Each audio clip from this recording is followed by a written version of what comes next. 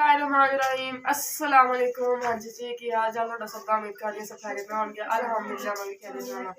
अच्छा जी अज जुमे दा दिन जुमे दा मुबारक दिन ते सब नूं पहले तो मेरी तरफ जुमा मुबारक ते छोटे भैन भाइयों नूं मैं लाया खुद भी नहाता ते जुमा वगैरह भी भाई पढ़ के आया हुणी ते भाई ने भी नहा लिया सारा कुछ कर लिया ते की उन्हें कहते हैं हुण शाम का टाइम हो जाता सी मम्मा कहते कुछ पकाने का सोच लो ते इसलिए अज पकन लगी आ जी आलू बंद गोभी ते मटर ते जिहड़ा आपां सब तो पहला मैं अज तुहाडे नाल रेसिपी शेयर करूँगी आलू बंद गोभी ते मटर दी। ठीक हो गया तो वह लाजमी तुसीं ट्राई करनी है ते आलू छिलते हैं आपां फिर बाद च बंद गोभी ते नाल मटर आपां छिल लांगे। बिस्मिल्लाह।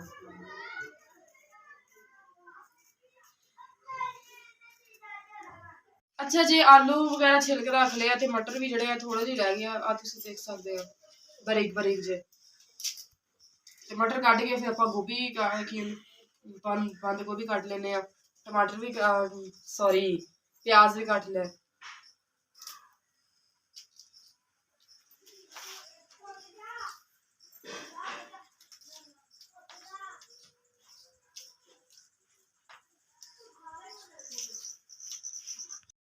अच्छा जी मटर आप कट लिया तो आलू भी कट लिया तो हुण गोभी कट लेने।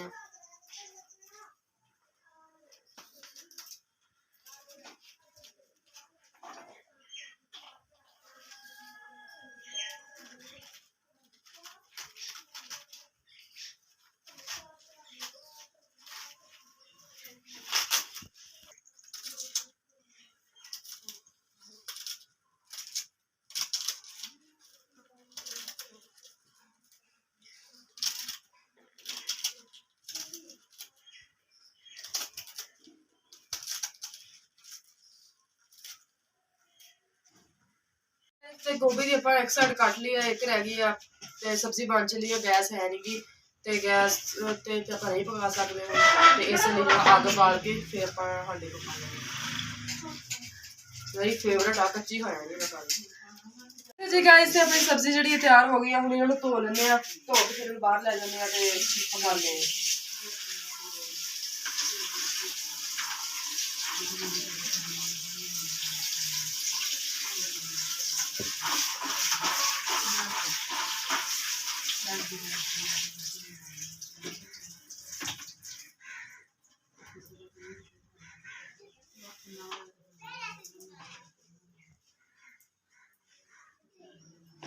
अच्छा जी सब्जी आप धो ली हम बाहर लै जाने ते पकाने। अच्छा जी गाइस ते सब्जी वगैरह तुहानूं अगे दिखाई है धो भी लई कट भी लई हुण जिहड़ा अग बाल लैने आपां।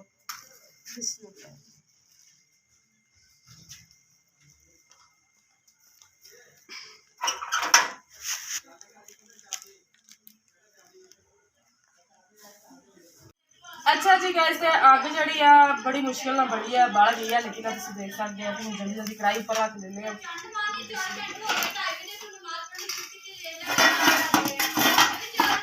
नाल ही घ्यो पा लेने।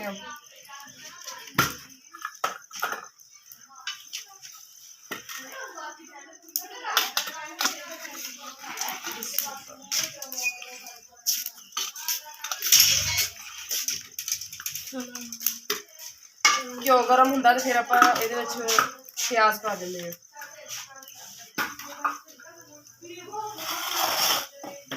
घ्यो गर्म होंदा नाल जल्दी जल्दी आपां लहसुन ते हरियां मिर्चां कुट लेने।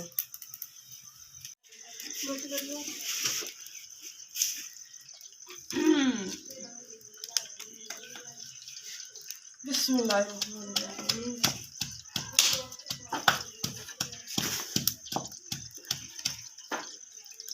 घ्यो हले गर्म नहीं होया।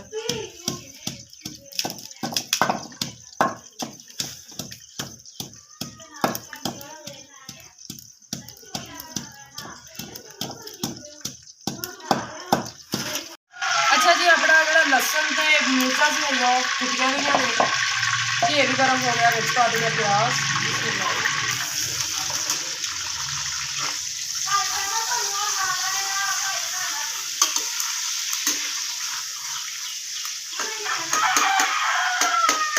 प्याज थोड़ा सा अपना कलर चेंज करता उसके बाद आप अंदर टमाटर ते हरी मिर्च ते लसन वगैरह ऐड कर देंगे।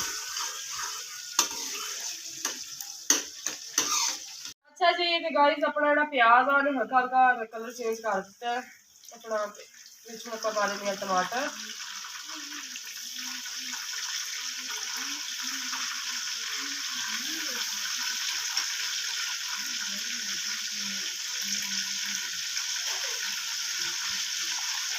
तुम देख सकते हैं कि प्याज के जो टमाटर अच्छी तरह मिक्स हो चला वा, नाल ही आप हरिया मिर्चा ते लसन वगैरह पा देंगे।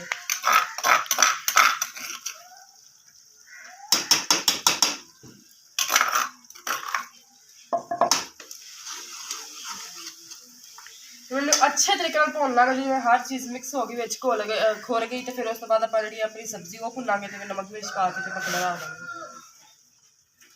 अच्छा जी गाइस, अपना मसाला जोड़ा वा वो अच्छे तरीके भुनिया गया, तो हम सब्जी पा दें।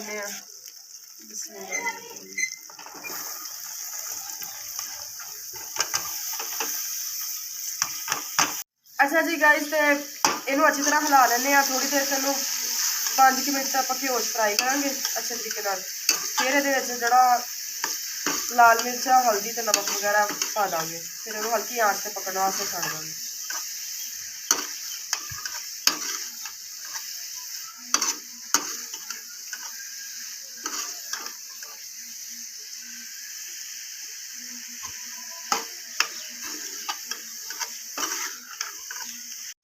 अच्छा जी, तो नमक मिर्च भी पा दी है, हूँ हल्की आंच से पकता रहूगा। तो जी मेरी कज़न आई हुई है घर, मामू की बेटी, ਉਹਦੇ ਕੱਲ ਦੀ यानी किडनी 'ਚ बहुत ज़्यादा पेन होंदी पई सी, ते हुण ਉਹਦੇ काफ़ी ज़्यादा अगे नालों ज़्यादा पेन होई जाती है। तो मम्मा कहते भी ਉਹਦੀ मैडिसन ले आओ जाके अपने पास।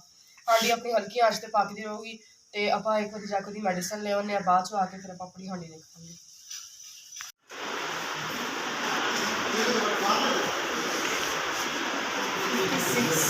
No, 56 kg।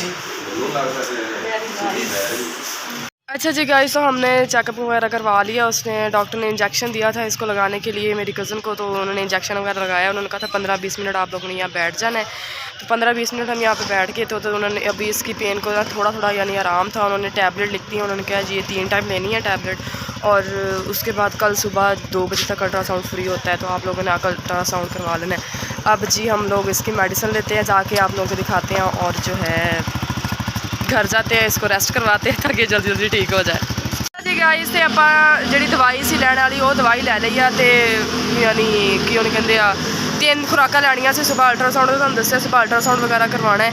तो हुण एक बार आप घर जाने जाके अपनी हांडी वगैरह भी जी बनती पई सी वो तुहानूं दिखाने। तो उन्होंने कहने बीबी ने कि रेस्ट करे ताकि जल्दी जल्दी ठीक हो जाए। सारे ने तो वैसे दुआ करनी। हॉस्पिटलों घर वापस आ गए थे, तो मम्मा जानी ने पिछे हांडी देख रही थी, नाल धनिया ते मेथी वगैरह कट के रख दी सी। मम्मा जानी मैंने कहना तू देख ला हांडी पा दी माशाअल्लाह।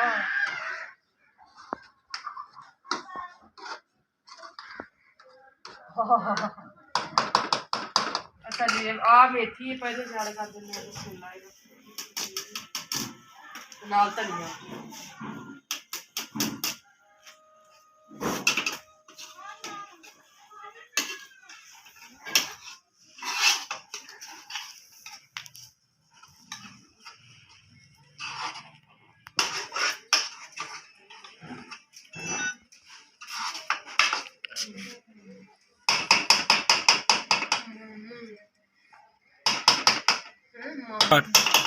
अच्छा जी गाइस, सालना माशाल्लाह जी तैयार है, बहुत अच्छी खुशबू आ रही है। तो जो अपना अज का व्लॉग सी वो भी इतने तक। इसी चैनल में सबसक्राइब नहीं किया, सबसक्राइब करो, अच्छे अच्छे व्यूज़ दो। तो मेरी कज़न वास्ते लाजमी दुआ कर दी ताकि उन्होंने किडनी की पेन हार्ट से जल्दी जल्दी ठीक हो जाना। वो ठीक हो गया। तो वीडियो में ज़्यादा ज़्यादा शेयर करो, अच्छे अच्छे व्यूज़ दो, अच्छे अच्छे कॉमेंट करो। तो जेडे कहते पे आ कि वीडियो मेरे वास्ते बना दे, वीडियो बना दे, वीडियो बना दे, तो वो टिकटॉक पर मैंने कॉमेंट कर, मैं टिकटॉक तो कॉमेंट ऑन कर दी हाँ। ठीक हो गया। तो जोड़े कहते ऑफ किए हुए तो मैं सैटिंग वगैरह देख के मैं सही कर दी हाँ। तो ये थोड़े वास्ते मजे मजे से झटपटे व्लॉग लैके आते रहेंगे। मिलते तुहानूं नैक्सट व्लॉग के दुआवां च याद रखियो। अल्लाह हाफिज़।